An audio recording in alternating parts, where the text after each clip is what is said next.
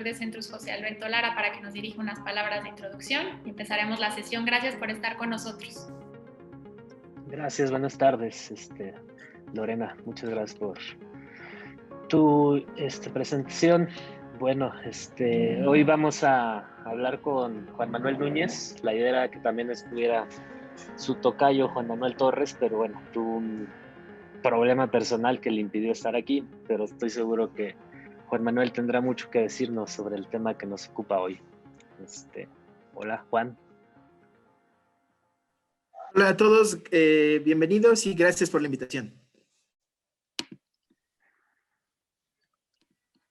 Pues tú nos dices, Lore, ¿empezamos? Sí, pues empezamos. Muchas gracias al doctor José Alberto Lara, director del Centrus, y gracias a la Ibero por esta oportunidad. Es un gusto para México Actúa colaborar en esta iniciativa de la mano con ustedes.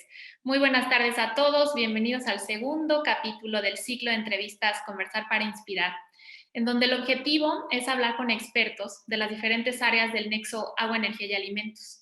En este ciclo conversaremos sobre los enfoques transdisciplinarios como herramienta para cerrar la brecha de la desigualdad entre los sistemas humanos y ambientales. El día de hoy hablaremos sobre las dinámicas territoriales para alcanzar la seguridad hídrica, energética y alimentaria. Como ya mencionamos, nuestro invitado del día de hoy es el doctor Juan Manuel Núñez y también participará en este panel el doctor José Alberto Lara. Los dos son académicos de Centrus. A los asistentes los invito a que nos hagan sus preguntas a través de la sección preguntas y respuestas y podemos continuar la plática en nuestras redes sociales @México_Actúa y las redes sociales de Centrus y de la Ibero. Sin más, les doy la bienvenida a los dos. ¿Cómo están? Todo bien, todo en orden aquí. Excelente. Igual todo muy bien, gracias. Bienvenidos. Pues empezando, quisiéramos si nos pudieran explicar qué son las dinámicas territoriales y cómo se ven en la práctica. Entonces, podemos empezar contigo, Juan. ¿Qué son las dinámicas territoriales y cómo se ven en la práctica? Vale. La idea de, bueno, tal vez me eche un poco para atrás. La idea de dinámicas territoriales tiene que ver con una idea justo de proceso continuo de cambio, ¿no? Es decir, cuando uno de alguna manera está procurando impulsar cierto proceso de gestión para resolver una problemática, y eso probablemente nos lleve a esta idea de que el concepto de dinámicas territoriales apareció en el contexto del desarrollo territorial rural, ¿no? Es decir, ese es un poco como el origen del nacimiento del concepto, un poco como alternativa a los modelos de desarrollo mucho más tradicionales que venían ocurriendo.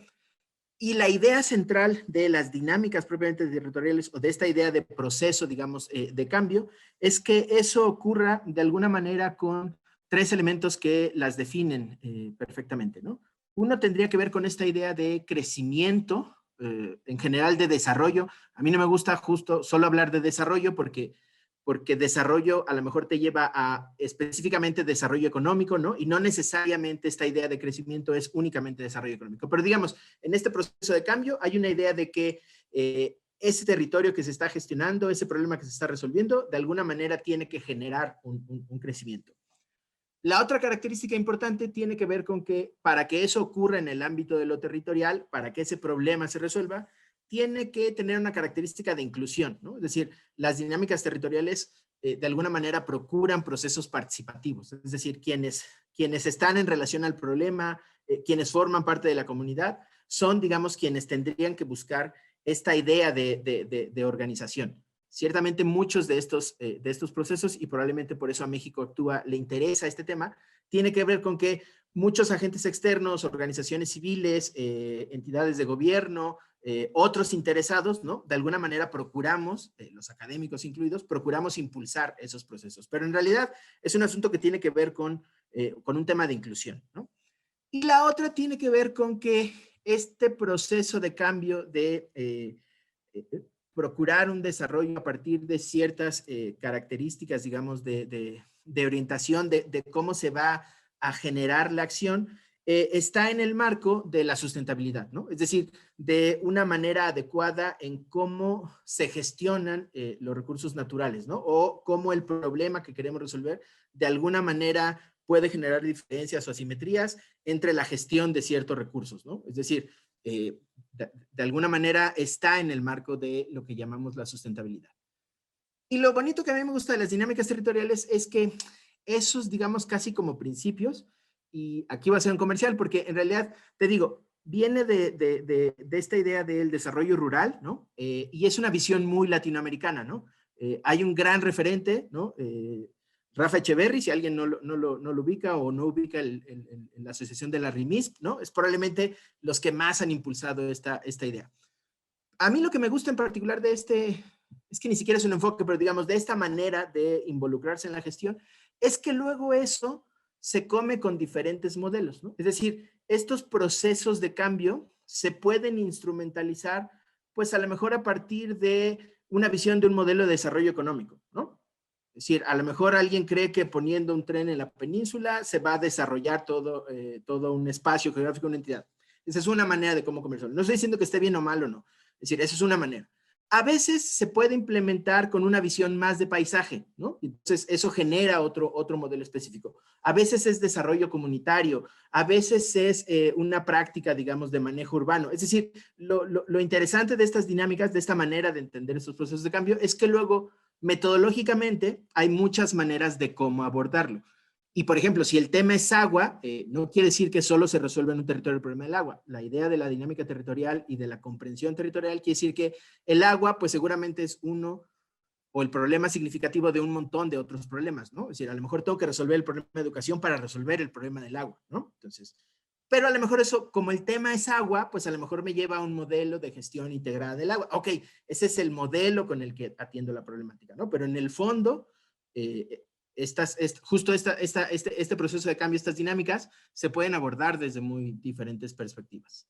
Y como dices, el tema de que sea participativo te ayuda a ti también identificar qué factores van metidos en esa metodología, ¿no? O sea, ahorita que mencionaste el tema del agua, por supuesto, si estamos hablando en temas, no sé, de agricultura, tienes que ver absolutamente todo, ¿no? De dónde viene el agua, cómo se producen los alimentos, hacia dónde van, la comunidad que está trabajando en eso. Entonces, súper interesante. Tengo muchísimas preguntas, pero quisiera también que José Alberto nos dé su perspectiva de cómo él ve qué son las dinámicas territoriales para ir entrando más en detalle y desglosando estos temas. Muy interesante. Muchas gracias, Juan.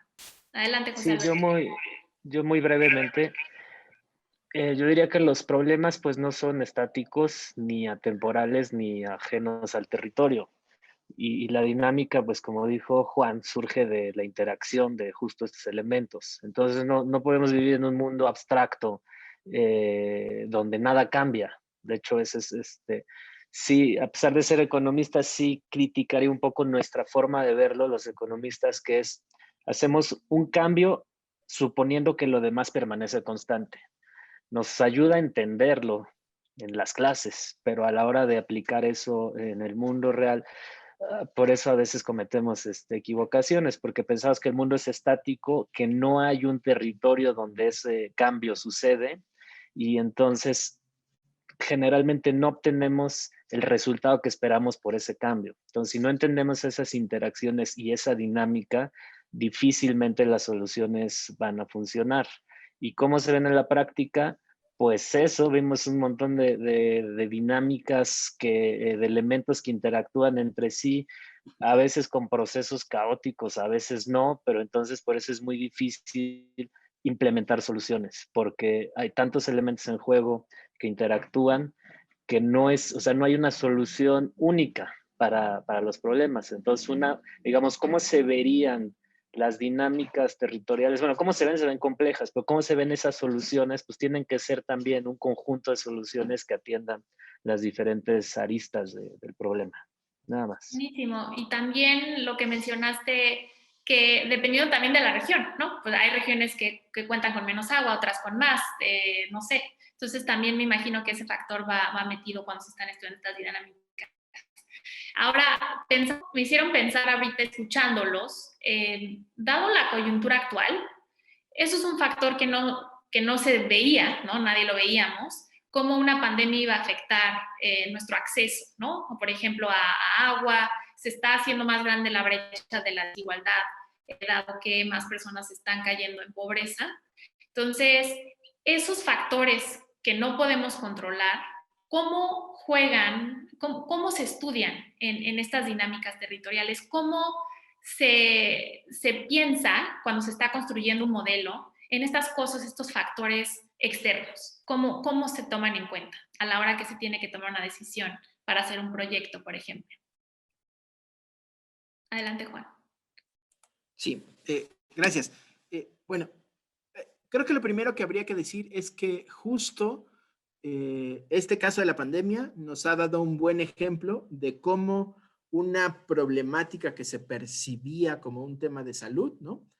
Puede llegar a tener implicaciones en un montón, digamos, de otros, o puede tener, digamos, implicaciones en muchas más dimensiones, ¿no? Es decir, tiene implicaciones económicas, tiene implicaciones sociales, tiene implicaciones emocionales, ¿no? Es decir, es una buena manera de cómo entender estas dinámicas, ¿no? Y la complejidad que hay detrás de ello, ¿no?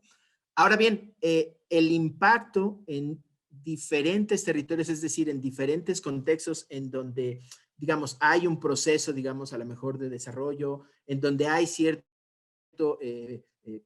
cierta conjunción o participación de los actores involucrados, ¿no? Donde hay, digamos, un cierto manejo de los ecosistemas, ¿no? Es decir, de cómo nos relacionamos con el entorno, eso genera diferenciaciones en los impactos, ¿no? Es decir, estas desigualdades o diferencias, ¿no? Entre, pues, a lo mejor ser una sociedad más organizada, ¿no? O con mensajes más directos en términos de cómo resolver cierta problemática, ¿no? Pues, digamos, eso va generando que las diferencias en los impactos, ¿no? En algunos casos lleguen a ser dramáticas y entonces las implicaciones sean mucho mayores, ¿no? Es decir, creo que si bien las implicaciones son para todos, digamos, en muchos sentidos, cada territorio, ¿no? Cada espacio geográfico, cada contexto en particular, ¿no? Es decir, en este proceso, digamos, de dinámica de dónde estamos situados, pues va generando diferentes impactos. Y eso es interesante, bueno, a mí me interesa mucho porque eso tiene una diferenciación geográfica, ¿no? Es decir, de alguna manera, el resultado de esas implicaciones tienen una dinámica geográfica, ¿no? Y entonces eso permite identificar o atender, digamos, de manera un poco más diferenciada, ¿no? Donde las implicaciones a lo mejor tienen que ver más con cuestiones económicas, ¿no? Es decir, ahora todo el mundo miramos la península de Yucatán, en particular Cancún y toda la Riviera Maya, ¿no? Como un lugar de grandes impactos, porque bueno, pues justo la manera, el modelo que tenían, digamos, de desarrollo en esa región, ¿no? Pues era muy dependiente del turismo, sobre todo externo, ¿no? Y entonces ahora que no tenemos eso, bueno, pues las implicaciones empiezan a ser mayores, a diferencia de otros sitios, ¿no? Que a lo mejor, aunque estaban dedicados a la misma actividad de turismo, ¿no? Con un mercado mucho más local, ¿no? Es decir, tienen menores implicaciones, ¿no? Entonces, geográficamente siempre hay estas diferencias y eso es importante para atenderlas y también para resolverlas. Y sí, adelante, por favor. Es que quisiera nada más agregar algo a lo que dijo Juan, que de hecho él acaba de hacer un trabajo justo de cuál es el efecto del COVID, la tasa de letalidad, o sea, cuál es la tasa de letalidad en los municipios de México correlacionado por ejemplo, con acceso a servicios de salud o con algunas otras variables. Y lo impactante es que él encuentra 120 municipios del país, o sea, un porcentaje donde la tasa de letalidad es gigante, o sea, es fuera de toda proporción y no está totalmente explicada, por ejemplo, a la accesibilidad a servicios de salud. O sea, no nada más es una cuestión de que no haya clínicas. De hecho, si recuerdo bien, Juan, el promedio de tiempo a dichas, o sea, el primero que se tiene que hacer en los municipios a un servicio de salud es parecido al nacional, pero entonces hay algo ahí que está explicando esa letalidad. Entonces, a lo que voy es, no es, o sea, el efecto es totalmente diferenciado en el territorio, no siempre las respuestas son tan obvias y hay que, pues digamos, desentrañar exactamente qué está pasando. Y bueno, claramente en esos municipios hay una verdadera tragedia, algo está pasando que la gente se está muriendo en cuanto le da COVID. ¿Qué será, Juan? Perdón, sí, perdón. No lo sé, justo ese es como uno de los grandes resultados. Pero justo el otro, porque 119 municipios de los 2.500 y tantos municipios que hay, son bien poquitos, ¿no? En realidad es un hallazgo, digamos, en términos geográficos muy impactantes, Pero, digamos, también empiezas un poco a entender que esto que todo mundo tenemos en la mente como el promedio, digamos, de la pandemia, con una letalidad que alcanzó el 12%, pero que ocurrió generalmente en grandes ciudades, con mucho acceso, digamos, a instituciones de salud, saturación de hospitales, ¿no? Pues en realidad cuando lo ves espacialmente solo ocupa el 25% del territorio y está bien concentrado en ciudades, ¿no? Es decir, de alguna manera hay otros municipios, ¿no? En los que las tasas de letalidad no son tan altas, ¿no? Pero que tienen otras características, son localidades más rurales, ¿no? Es decir, puedes encontrar esa definición y puedes encontrar estos 120 municipios, 119, ¿no? Que en realidad, pues empiezas a escarbar y como dice José Alberto, no están tan alejados, o sea, sí son municipios rurales, no están tan alejados de centros urbanos, pero empiezas a ver cosas como que, por ejemplo, hay mucha población mayor a 60, un buen porcentaje de esa población es población indígena, ¿no? Entonces, a lo mejor hay otro tipo de explicaciones, incluso que las propias mediciones de los datos de letalidad, pues no ocurren o no fluyen con tanta, digamos, certeza y con tanta rapidez, como a lo mejor lo hacen en otros municipios mucho más urbanos, ¿no? Es decir, ahí hay que buscar, como decía José Alberto, cuál es un poco la explicación. Pero lo importante de esto es que espacialmente puedes diferenciar, en este caso, digamos, los impactos del COVID por letalidad. Nosotros decidimos justo medir letalidad y no otra cosa. Suena feo decirlo, pero al final estás contabilizando el número de muertos en relación a la respuesta que estás teniendo, ¿no? Y esas respuestas son, bueno, el acceso a servicios médicos, el entorno, digamos, ambiental donde están situados esos municipios, ¿no? Qué tan accesibles son y qué tan vulnerables son al COVID, dependiendo un poco de las actividades económicas, del perfil demográfico de la población, etcétera, etcétera, etcétera. Y una pregunta, cuando dices estos municipios están esparcidos en diferentes territorios o cómo fue ese levantamiento de datos, o sea, me llama la atención cómo hicieron ese levantamiento de datos. Geográficamente están casi en todos los estados de la República, ¿no? Es decir, hay cosas muy particulares en Guerrero, Oaxaca, Chiapas, ¿no? Pero también están en Durango, también están en Jalisco, también están en Hidalgo, también están en Puebla, ¿no? Es decir, no obedecen a un patrón espacial, digamos, en que tú puedas decir, bueno, pues hubo un gran contagio y entonces forman un clúster, un solo grupo. No, en realidad están dispersos por toda la República, ¿no? Y diferentes regiones, ahorita que mencionaste, regiones donde tienen estrés hídrico, regiones en donde sí tienen acceso a agua, regiones, como dices, urbano, regiones más cerca a ciudades. Entonces, va a estar muy interesante. ¿Cuándo podemos ver más información de ese estudio? Bueno, este estudio forma parte de un proyecto que tenemos en la universidad, que es justo una convocatoria que la universidad procuró en respuesta al COVID. Y entonces está la página déjame recuerdo, justo ahorita te busco cómo se llama la página, porque se llama algo así como investigación, y ahí hay como no solo la descripción de este proyecto, sino de un montón de proyectos más que la universidad procuró. Ya te lo pongo en Perfecto, chat sí, y lo podemos compartir. me lo compartes y lo subimos a nuestras redes sociales. Excelente. Perfecto. Y ahora, pensando un poquito más en esta parte de cómo se ven en la práctica, pues bueno, ya hemos hablado de lo que están haciendo ustedes tan importante desde la academia, pero ¿qué sería lo ideal? Una vez que terminan un estudio tan importante como del que estamos hablando ahorita, ¿cuál es el paso siguiente? O sea, ustedes lo presentarían para que los tomadores de decisiones se informen, para que se puedan hacer campañas. Sí, adelante, José Alberto. Yo no diría que hay un paso siguiente. Desde el inicio de la formulación del proyecto tienes que incluir a los actores relevantes. Lo que tratamos de hacer en el Centrus y en particular Juan y yo con algunos proyectos que tenemos, es que vengan de una demanda, ya sea de una población, de la sociedad civil o de gobierno, para atender, darles insumos que necesitan. Lo que no hacemos en el Centrus es analizar problemas que nos inventemos, o sea, más bien al revés. Tratamos de responder a las demandas que hay allá afuera y tratamos de ir desarrollando estos proyectos junto con ellos, porque entendemos bien en el Centrus y con la experiencia nos ha dicho que un reporte de investigación se puede quedar ahí arrumbado, o sea, puede tener bueno, hay que matizar. O sea, si es un muy buen producto de investigación que está publicado en una revista pues de prestigio, eventualmente va a tener un impacto, pero va a tener un impacto pues a mediano o largo plazo, lo cual es importante. Digo, hay cosas que así las hacemos con eso en mente, pero también en un país como México necesitamos investigación que atienda problemas inmediatos y prácticos, soluciones prácticas a los problemas que nos enfrentamos. Entonces, por eso es que nos interesa tanto el vínculo con la sociedad civil, con gobierno, con organismos internacionales. Y así cada uno de los proyectos que realizamos, casi todos esos tienen esta perspectiva, que vengan de una demanda externa y que en el proceso estén involucrados ellos. Perfecto, era lo que mencionabas al principio, Juan, el tema de inclusión, ¿no?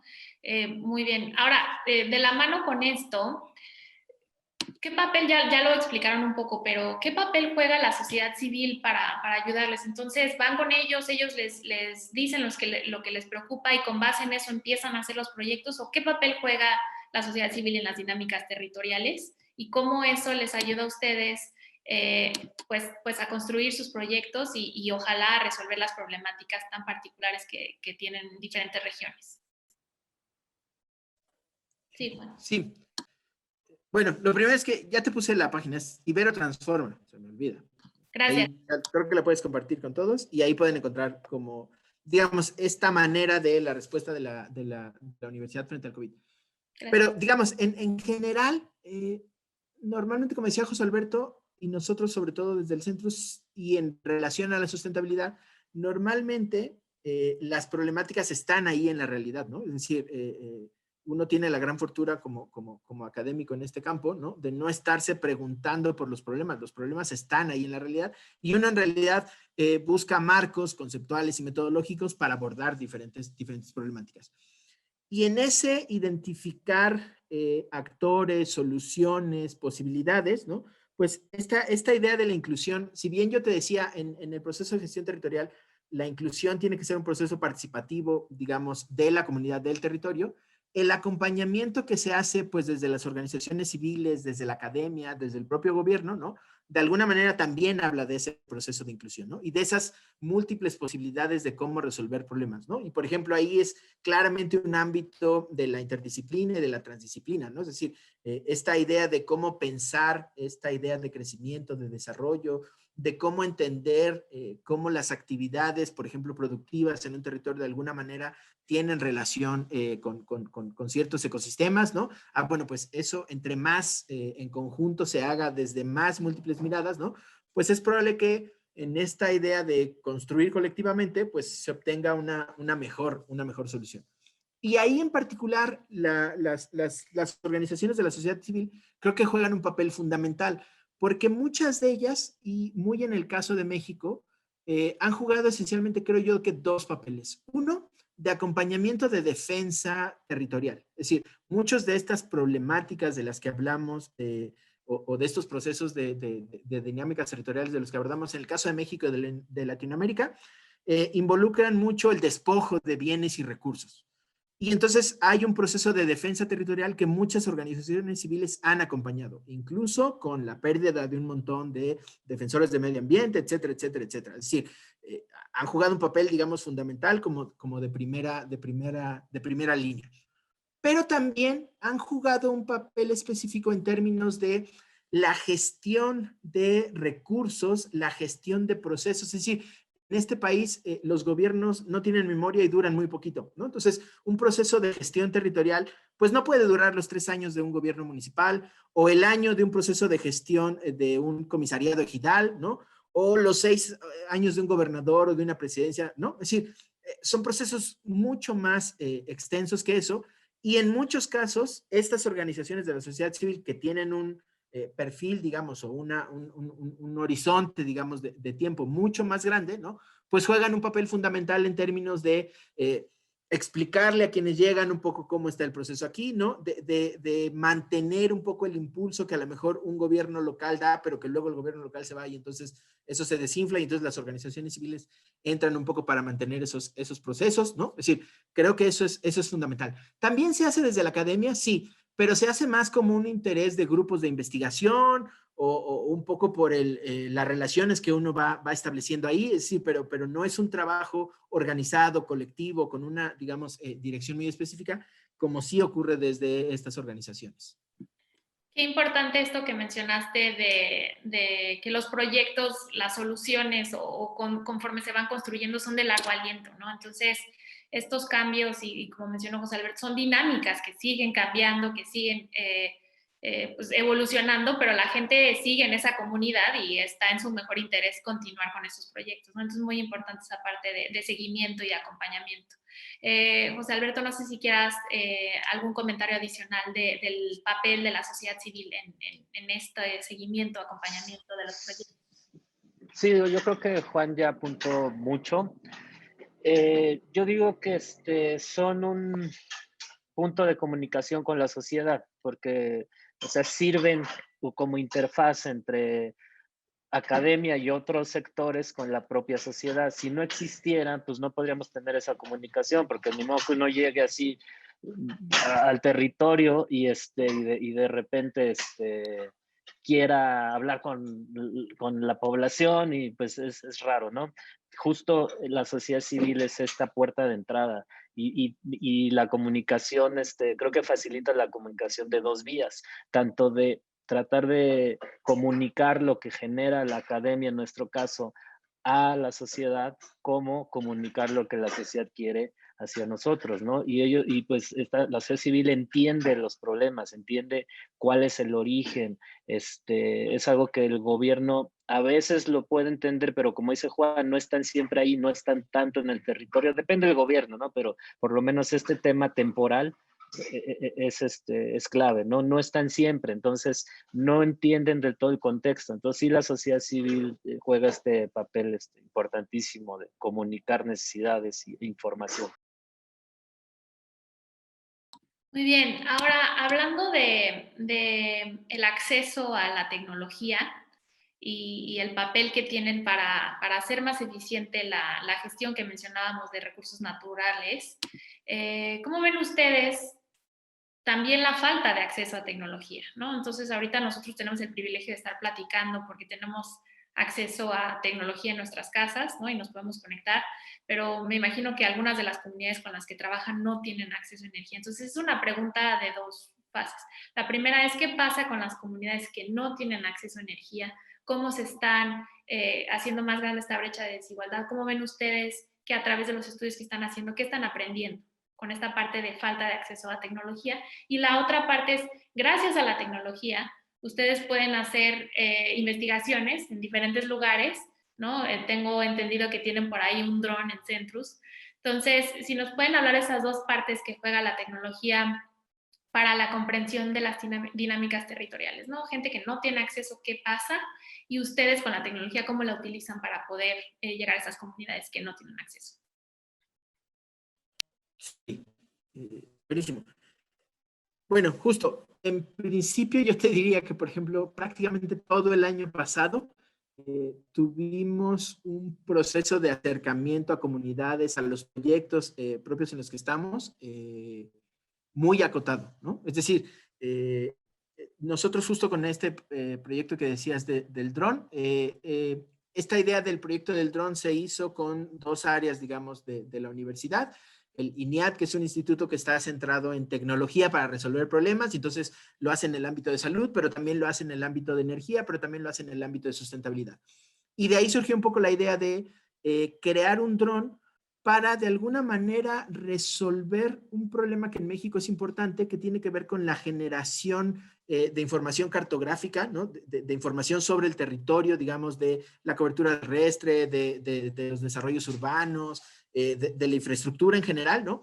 Que de alguna manera llena un hueco que, si bien tenemos toda una institución que genera información geográfica y estadística, y recién nos dieron el censo y estamos muy, muy felices, ¿no?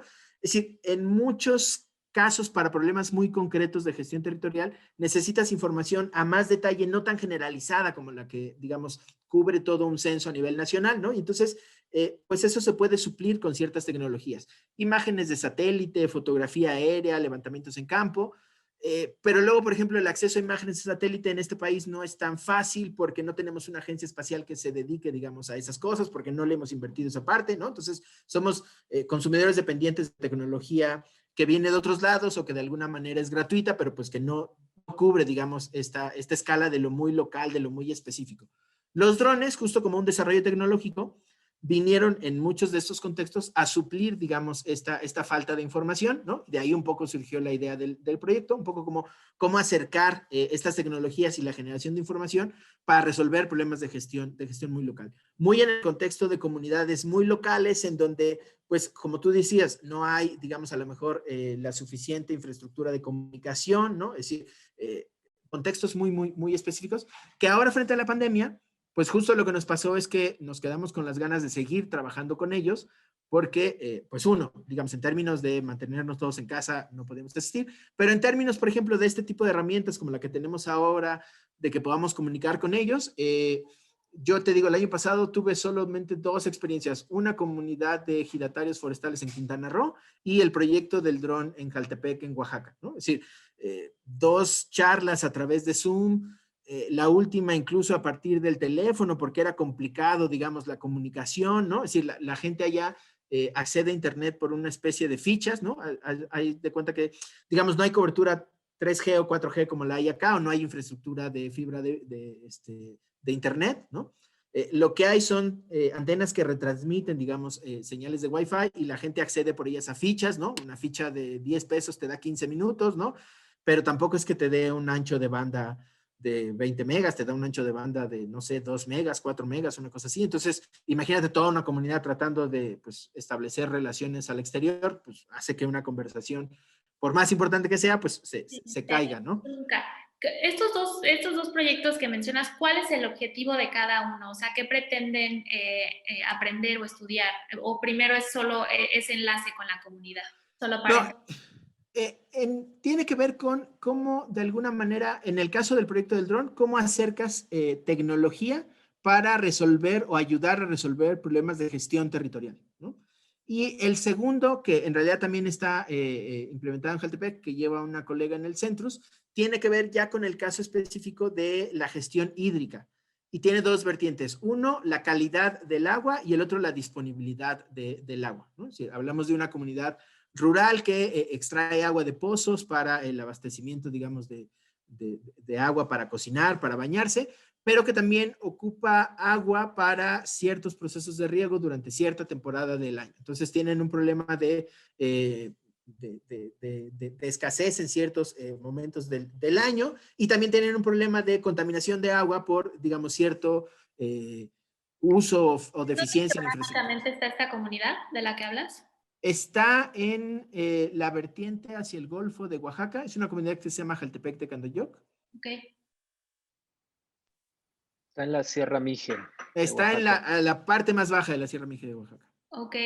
Entonces, ahí, ¿de dónde viene su agua? Viene, digamos, ellos son una vertiente muy pequeñita de la cuenca que va hacia el Pánuco. Okay. Están justo entre el Pánuco y el Coatzacoalcos, justo ahí están como en esa parte, digamos, ya baja, digamos, de la cuenca, pero que divide estas 2 grandes cuencas.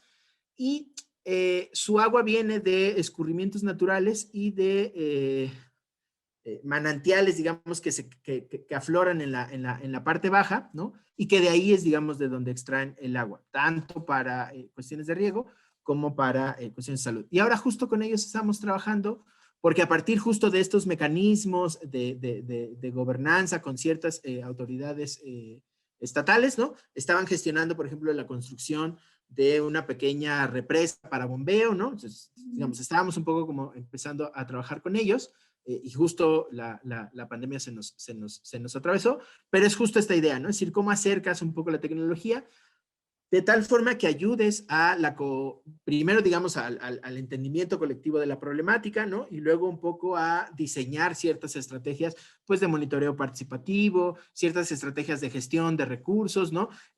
Ciertas habilidades o desarrollo de habilidades para, pues, si no la generación de información, sí la interpretación, ¿no? Es un poco el entendimiento de lo que ahí sucede. También para aprender a usar la tecnología, me imagino, ¿no? También para aprender a usar la tecnología. ¿Esta comunidad en particular produce algo? O sea, porque dijiste que usan agua para riego en temporada.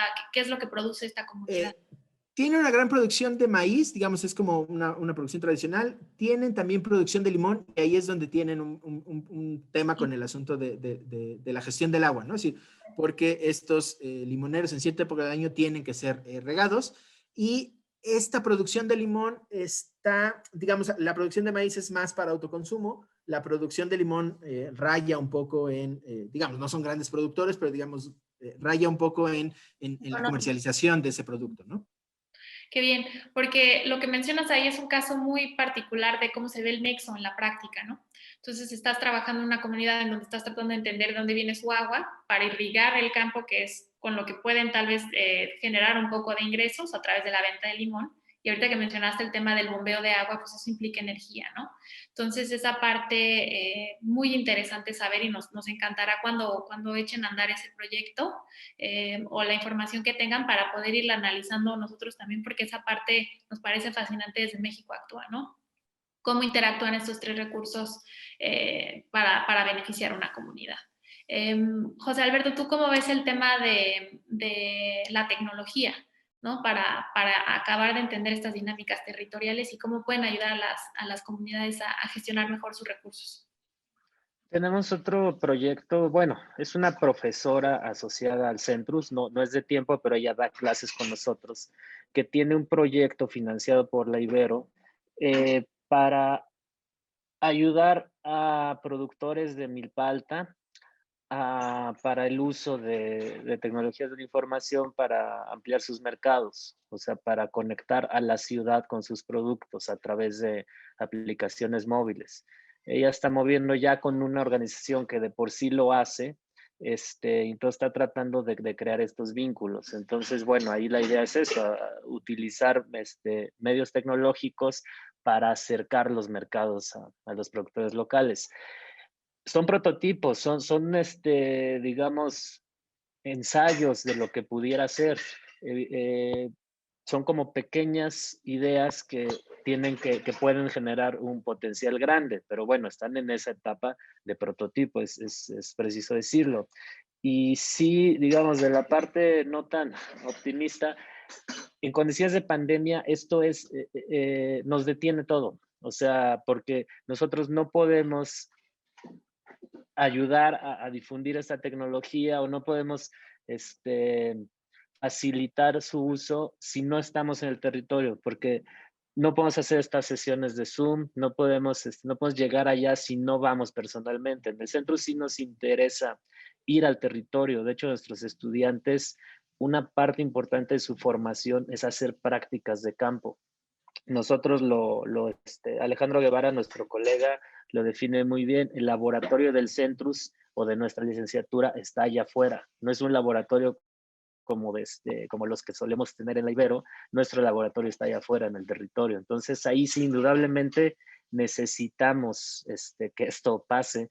Y bueno, es un claro mensaje de la naturaleza, ¿no? De que nada más nos dio un sacudidón y colapsó todos nuestros sistemas. Pero bueno, aparte de ese mensaje pesimista, pues nosotros hacemos lo que podemos, lo que está a nuestro alcance y tratamos de adaptarnos a estas condiciones. Por ejemplo, María Zorrilla, otra colega, también tiene un proyecto en la Ibero que se trata de cómo adaptar nuestras prácticas justamente de nuestros estudiantes a las actuales condiciones y a las nuevas condiciones. Entonces ella está tratando de entender, junto con algunos que estamos participando ahí, cómo nos vamos a adaptar a esto. Entonces yo no tengo una respuesta ahorita, estamos tratando de hacerlo pues con lo que te digo, ¿no? Pero pues todo esto se nos vino de repente, nos colapsó el mundo, nos modificó nuestros proyectos de investigación, entonces pues todavía estamos tratando de entender qué pasó después del golpe de camión que tenemos, ¿no? Y que quién sabe hasta cuándo desaparezca. Sí, sí, estamos todos tratando de adaptarnos y Y pues bueno, es una manera también colectiva de aprender qué vamos a hacer, ¿no? Entonces, los invito a que también nos hagan sus preguntas. Entiendo que yo tengo muchas preguntas para ellos, pero si tienen ustedes preguntas también adelante. Aquí nos pregunta Carolina Binet, ¿qué papel juega la colaboración entre los diferentes sectores? ¿Y por qué es fundamental la transdisciplinaridad para dar solución a los problemas territoriales? Entonces, eso es como regresar a la razón de ser de Centrus, ¿no? O sea, la leo otra vez, ¿qué papel juega la colaboración entre los diferentes sectores y por qué es fundamental la transdisciplinaridad para dar solución a los problemas territoriales? Entonces, empezamos contigo, Juan, y adelante los invitamos a que hagan sus preguntas en la sección de preguntas y respuestas. Gracias. Perfecto. Yo regresaría un poco a esto que comentábamos en términos de, a lo mejor la realidad es tan cruel, ¿no? Que te hace ver un problema clarísimo, a lo mejor de falta de agua, ¿no? Y entonces, esto involucra, digamos, a un sector específico, por ejemplo, de gobierno, ¿no? A una serie de actores definidos, ¿no? Pero a lo mejor a la hora que te involucras, digamos, en términos de entender la problemática, te das cuenta que antes de resolver el problema del agua tienes que resolver otra serie de problemas, ¿no? Entonces es importante que si bien a lo mejor los problemas se resuelven por un sector específico, necesitas el entendimiento de muchos otros sectores, ¿no? Entonces eso, digamos, esta idea de la gestión territorial, de abordar los problemas con una visión territorial, tiene este énfasis, ¿no? En que el territorio no es una dimensión más, ¿no? El territorio es aquello donde ocurre lo social, lo económico, lo ambiental, lo emocional, lo simbólico, ¿no? Es decir, donde todo aquello se conjuga, ¿no? Donde la realidad de alguna manera se concretiza. Eso casi siempre eso les digo a mis alumnos. Eso es lo más importante de la categoría del territorio, ¿no? Es decir, es la categoría donde todo aquello, de alguna manera, la realidad se concretiza. Y entonces, pues sí, o sea, a lo mejor necesitas verlo para un sector, pero necesitas entenderlo de manera amplia. Y luego, para lograr las soluciones, necesitas el acompañamiento de múltiples actores, ¿no? Hace rato José Alberto decía, es decir, el papel, por ejemplo, de las organizaciones civiles, ¿no? O a lo mejor a veces de la academia, tiene que ver con esta interfaz, por ejemplo, entre la política pública y el entendimiento de las problemáticas. Es decir, tú no le puedes decir a un tomador de decisiones, pues aguántame 3 años en lo que acabo el proyecto para que yo te diga cómo resolverlo, ¿no? Es decir, tiene que haber una dosificación, digamos, de realidad un poco para ayudar a la gestión, ¿no? Y entonces, eso entre más fácilmente se traduzca, entre más colectivamente se diseñe, se entienda, ¿no? Pues es mucho más fácil de poder implementar, ¿no? Y eso no tiene que ver exclusivamente con, digamos, el conocimiento científico, ¿no? Es decir, el conocimiento, los saberes que vienen de otros sectores, ¿no? Que, digamos, en esta idea de la transdisciplina, pueden ser un poco lo que permita, de alguna manera, solucionar el problema de manera más, no sé si más fácil, pero digamos, por lo menos más tersa a la hora de cómo se entiende la realidad y cómo se abordan las problemáticas y cómo se solucionan. Qué importante lo que dijiste, que el territorio pues básicamente es donde pasa todo, ¿no? Es el espacio en donde están absolutamente todas las interacciones, entonces a la hora de hablar de territorio tienes que pensar en qué es importante eso.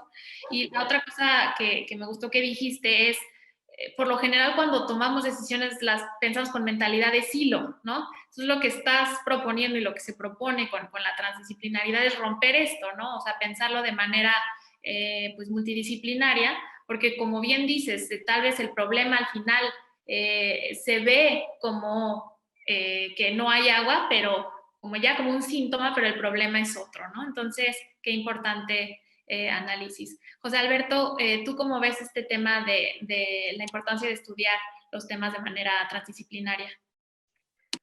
Yo creo que eso es fácil de reconocer incluso por el que estudia disciplinarmente. O sea, te dice las cosas, hay una riqueza de abordar las cosas, ya sea interdisciplinar o transdisciplinar, ¿no? Pero el problema está en cómo hacerlo. Tú ponte a pensar, cuando fuimos todos, de hecho, nosotros en el centro, todos fuimos educados de manera disciplinar.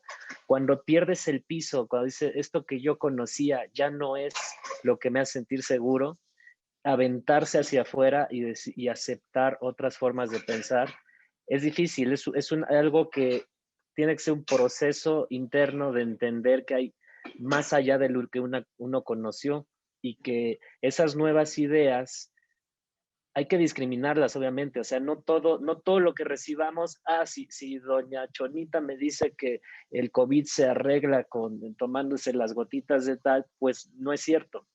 o sea, tiene que pasar un filtro transdisciplinar y un canal de comunicación en el que yo tome lo bueno y lo que sí tiene sentido de lo que dice doña Chonita y tratar de mandar el mensaje de vuelta. Ese lenguaje es difícil, o sea, porque todos tenemos una forma de pensar ya muy hecha.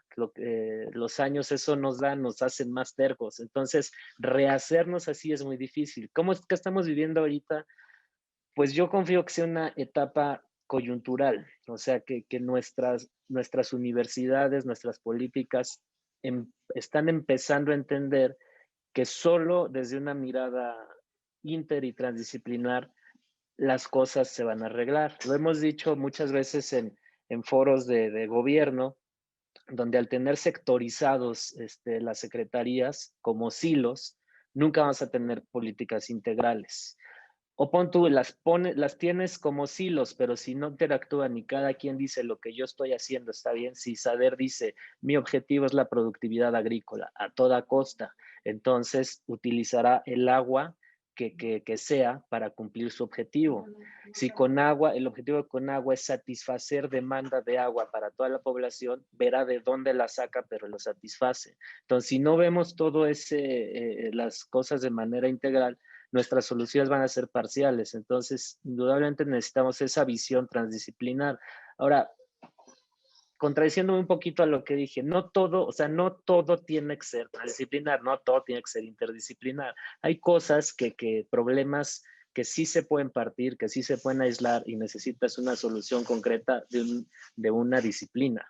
Pero digamos, el arte de esto es saber dónde poner el umbral, dónde repartir lo que es y lo que no, en qué partes darle papel más preponderante al sector privado, a la academia, cuáles no. Y bueno, eso es, pues lo iremos aprendiendo, yo espero, conforme vayamos evolucionando como sociedad. Y retomando este tema territorial, pues son importantes las ideas y son el germen de lo que transforma nuestra realidad, pero también no perder de vista eso, que no vivimos en un mundo de ideas, que vivimos en un mundo donde hay problemas concretos y las personas no nos van a esperar a que nosotros pensemos 20 años en una solución. Exactamente, y pues estamos completamente interconectados, ¿no? Entonces lo que hagamos en un lugar va a afectar a otro, ¿no? O sea, solo tenemos un planeta, entonces pues aprueba lo que está pasando ahorita con la pandemia, ¿no? Entonces, algo que pensé ahorita que estabas hablando de que sí que hay que poner foco, ¿no? Porque es muy difícil también mantener tan grande el espectro. Yo creo que ahí pudiera ser tal vez una alineación de incentivos, ¿no? Porque yo creo que al final del día todos queremos tener acceso a agua limpia, saneamiento, acceso a alimentos saludables que nos alcancen, que estén cerca, que podamos alimentar bien a nuestros niños, ¿no? Entonces esa parte creo que pudiera funcionar, alinear incentivos, porque al final del día todos queremos estar bien, ¿no? Entonces creo que esa pudiera ser tal vez una manera de acotar. La otra pregunta que tengo es, bueno, o más bien me gustaría que ustedes elaboren. Estamos hablando y empezamos con el tema que vamos a hablar hoy, que es dinámicas territoriales, pero también cómo juegan los papeles, bueno, los dos sistemas, que al final no son uno, pero el sistema ambiental, ¿no? Y el sistema humano. Ya hemos estado hablando que el territorio es donde pasa todo, pero cómo la biodiversidad juega un papel tan importante para que nosotros estemos saludables, que los ciclos de agua se lleven a cabo, ¿no? Como deberían llevarse. O sea, ¿cómo mezclamos todos estos temas, que es biodiversidad, con el reto que tenemos de cambio climático? Está cambiando nuestro mundo, con pandemia, ¿no? O sea, metiendo todos los factores de los que estamos hablando ahorita, como un enfoque integral pueda ayudar a comprender esto, pero con un foco. O sea, cómo metemos todos estos factores que están pasando en nuestro territorio, que es el planeta, que tenemos crisis y le llaman sindemia, ¿no? Cuando hay una pandemia encima de otra. Entonces, tenemos crisis de cambio climático, tenemos pandemia, tenemos una gestión no muy buena de recursos. ¿Qué hacemos? ¿Cómo estos enfoques integrales nos pueden ayudar? Y podemos ir redondeando esto porque pasó rapidísimo. Yo sabía que esto iba a pasar porque ha estado muy interesante, pero podemos ir cerrando. Igual, si alguno se anima del público a escribirnos una pregunta, aquí hay una. Bueno, dicen que hasta luego. Pero bueno, si alguien tiene una pregunta, adelante y podemos ir redondeando estos temas. Empezamos con Juan. Adelante, Juan. Perfecto. Pues mira, yo ocuparía otro ejemplo en el que José Alberto y yo participamos, y eso me daría pie a decir una cosa, que en realidad nuestra misión desde la academia es formar, digamos, nuevas generaciones, muy en el marco de lo que hemos estado platicando ahora. Y, por ejemplo, el proyecto de los drones, pues involucra una institución del sistema jesuita, ¿no? Una universidad intercultural que nos abre un poco la posibilidad de participar. Estos proyectos de los que te hablaban de referencia al COVID y de formación académica los estamos llevando en Milpalta, justo con la propia formación de los alumnos, ¿no? Y creo que hace 2 años, José Alberto y yo participamos en un proyecto, en una iniciativa de paisajes bioculturales en Jalisco, con la idea de buscar modelos alternativos de desarrollo más allá de los modelos de protección muy asociados a áreas naturales protegidas, ¿no? Es decir, el paisaje biocultural en Jalisco está, digamos, conformado como un paisaje muy forestal que está muy cercano a áreas naturales protegidas, pero que tiene una tradición muy antigua de ser una región muy productora ganadera, agrícola, importante, ¿no? Digamos, con una carga cultural importante en torno a esas actividades.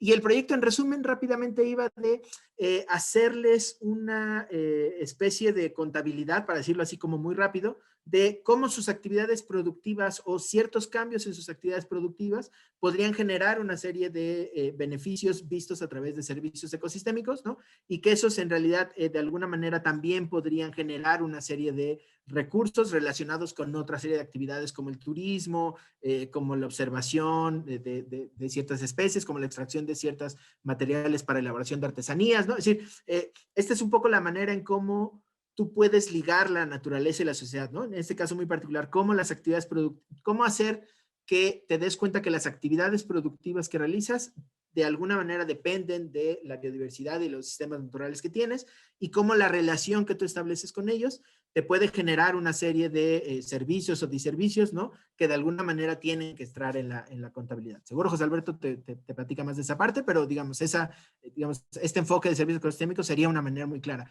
Y en general, la forma de ver esta relación como sistemas socioecológicos es una cosa que para nosotros es fundamental, por ejemplo, en esto que te hablaba al principio de formar alumnos. De hecho, tenemos una línea de investigación que se llama socioecosistemas y otra que se llama, de hecho, dinámicas territoriales. Entonces, bueno, pues compartimos esta visión. Yo diría que, respondiendo a tu pregunta, que hay dos visiones, ¿no? Una antropocéntrica o pragmática o incluso cínica, que te dice, bueno, ¿por qué proteger a la biodiversidad? Pues porque, bueno, el equilibrio ecológico es sostén de tu actividad humana, ¿no? O sea, si está mal el ecosistema, pues está mal lo que nuestros sistemas productivos y toda nuestra actividad. El COVID nos lo está diciendo. O sea, si tú métete, digamos, con la naturaleza y pues es la respuesta que vas a tener y cada vez creo que de manera más pronunciada. El cambio climático es otra, ¿no? Si no atendemos a eso, pues la naturaleza nos va regresando lo que nosotros ya invertimos todo este tiempo, ¿no? O sea, como dice la frase, cosechamos lo que sembramos, ¿no? Hemos sembrado siglos, esta afectación a ecosistemas, entonces estamos recibiendo pues todo esto. Entonces, bueno, ya afortunadamente ya nos estamos dando cuenta, parece que es casi ya no hay tiempo, pero bueno, nos estamos dando cuenta por lo menos. Entonces es la visión antropocéntrica, pero también yo no descartaría la visión ética, o sea, simplemente que los seres vivos pues tienen derecho a existir, hay toda digamos, una visión del derecho que un colega del centro nos puede platicar más a fondo, pero bueno, los derechos de la naturaleza, o sea, simplemente las especies, los mismos ecosistemas, hay casos en el mundo donde ya hay leyes que dicen que, por ejemplo, un lago tiene derechos, o sea, derechos legales, o una especie tiene derechos legales. Entonces, esa es la visión ética.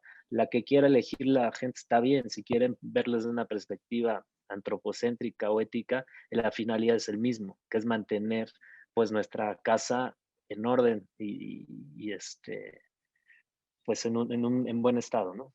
Exactamente, muy importante esto que dijiste los derechos que tienen, sí, o sea, el mar, hay hasta cierto límite pues, donde puedes explorar y pescar, porque ya lo demás es de alguien más, ¿no? O hay, por ejemplo, con la Antártida, que es de todos. Pero bueno, para cerrar, una reflexión final, o sea, mirando al futuro, ¿qué oportunidades brindan, y esto así muy, muy resumidito, este enfoque que hemos estado hablando territorial para alcanzar la seguridad hídrica, energética y alimentaria? Sé que es una pregunta complicada, pero bueno, me gustaría pensar cómo ven ustedes a futuro, cómo estas herramientas pueden ayudarnos a alcanzar a cubrir nuestros derechos básicos humanos.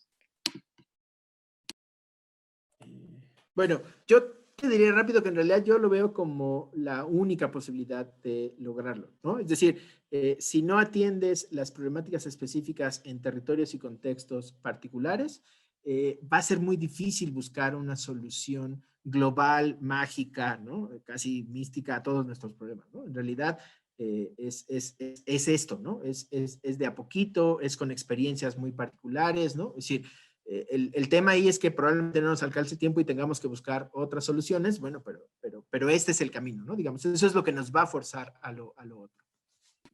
Excelente, pues sí, todos compartimos el mismo territorio, entonces, pues sí.